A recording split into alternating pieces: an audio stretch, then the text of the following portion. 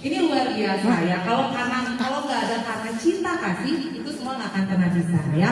Jadi kita dikirimin juga nih sama Tuhan, nggak sengaja, bukan nggak sengaja, emang udah dikirimin nih untuk datang untuk jadi berkat ya. Tepuk tangan dong buat kalian. Hari ini udah sedikit boleh ya. Oke, berarti diambil sama saya tidak apa-apa ya. Thank you, Tuhan Yesus memberkati. Hari ini saya mau tanya, siapa di sini yang pernah kegelapan? Coba. Rasanya gimana kalau gelap?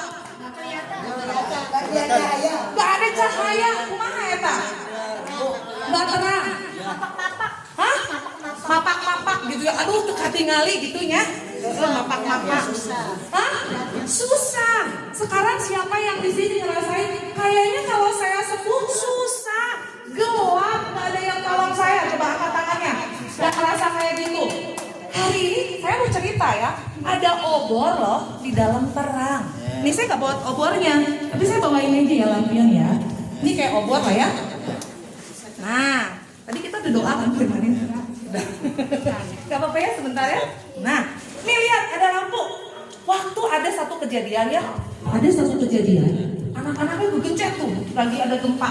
Waduh, dia nggak bisa melihat papa mamanya, dia nggak ada yang bisa tolong, sahabatnya nggak bisa tolong, papa mamanya nggak bisa tolong. Aduh ini kayaknya saya ingat oke.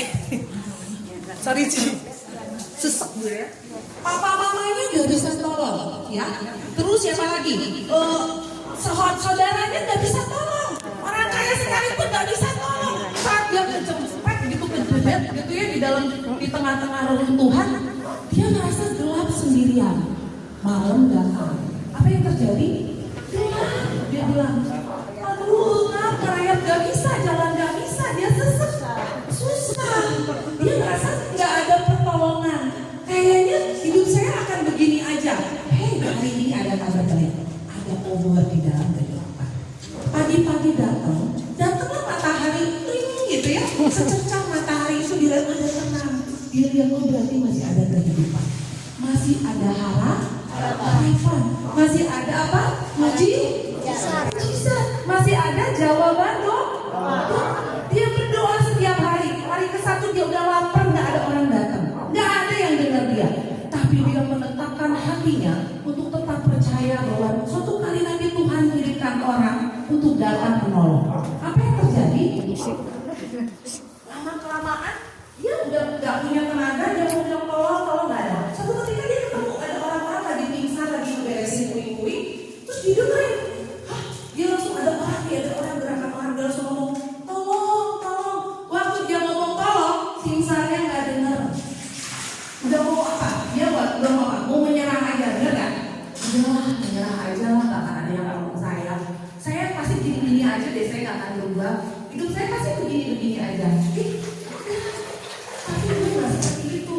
Dia ingat karena dia suka baca firman Tuhan.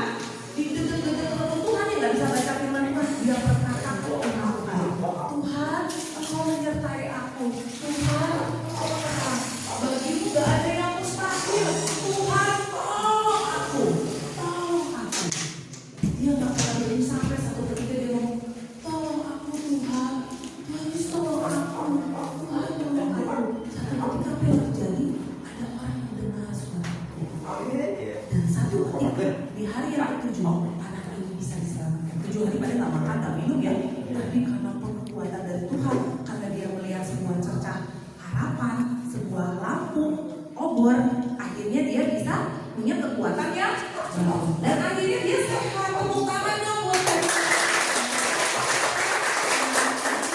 Saya kembali aja ya. Obor di tengah kegelapan. Siapa yang tahu Yohanes 8 ayat 12? Nggak tahu ya, aku bacain ya. Akulah terang dunia. Barang siapa mengikut aku, ia tidak akan berjalan dalam kegelapan, melainkan ia akan mempunyai terang hidup. Amin. Amin. Jadi siapa yang mau datang? Saya udah nggak punya lagi harapan, nggak ada kata dokter, saya nggak akan mungkin lagi sembuh, saya nggak akan mungkin lagi jadi orang yang bisa membanggakan. Saya selalu begini terus, emang saya mau begini aja terus. Hei, dengar, Tuhan bilang barang siapa mengikut aku, dia tidak lagi tinggal dalam kegelapan. Siapa yang ngajarin? Gelap deh. Udah gak ada harapan, coba angkat tangannya. Yang ngerasa aduh kayaknya gak ada pertolongan, coba angkat tangannya. Hari ini ada berita bagus ya. Bulan Yesus datang dan dia ingetin kita di Yohanes 8:12. Akulah terang dunia. Barang siapa mengikuti Tuhan, dia tidak akan berjalan dalam kegelapan, melainkan dia akan mempunyainya dalam terang dunia. Nah, waktu kita diselamatkan, waktu kita sudah nggak sanggup lagi